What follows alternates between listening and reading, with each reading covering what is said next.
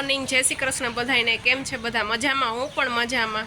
તો હું આજે ફ્રેશ થઈ ગઈ છું અને કામ માટે નીકળું છું। જો આજે મારું કામ કરવા જવું જ છે ઓફિસ। આજે તો જવું જ પડશે ફાઇનલી મારે। તો જોતા રહ્યો આગળ। तो हेलो दोस्तों, हम अपनी उड़ान पे जा रहे हैं। आप देख ही लीजिए हमें तो हम अपने मंजिल की तरफ पहुंच गए हैं।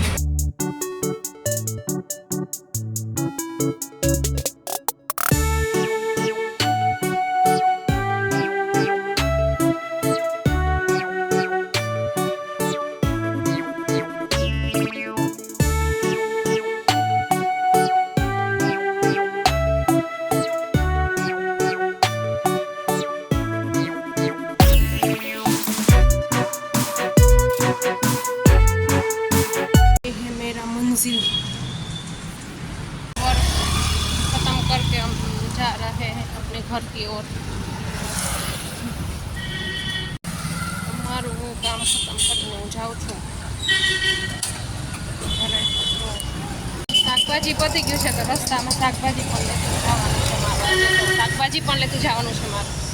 તો ફ્રેન્ડ્સ, હું ઘરે પહોંચી ગઈ છું અને રસ્તામાં આવતી હતી ત્યારે મેં શાકભાજી લઈને આવી। તો જો હું શું શાકભાજીમાં લઈ આવી।